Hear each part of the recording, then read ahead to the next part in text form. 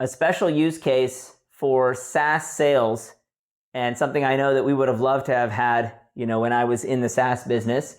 And this is, it's going to sound funny, but it's a big deal. The generation of demo data.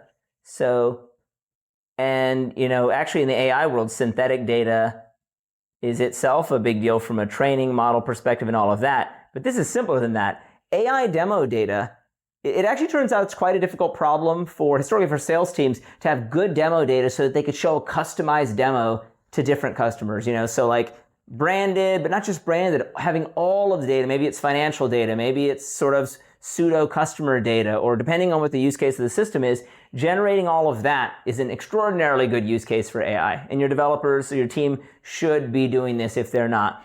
Further, this enables you to do free trials or free demos, so have a little bit of product-led growth in a way that you maybe didn't. I've heard from plenty of enterprise or more complex solutions vendors saying that, oh yeah, we can't do PLG or we can't have a free trial. But I submit that that's not always true. If you had environments that you could spin up very easily, very low cost, where some sample data was generated every time, that makes it a lot easier to have product-led growth where you can at least let customers in to see something that looks real and experience, the value of your product, even with fake data.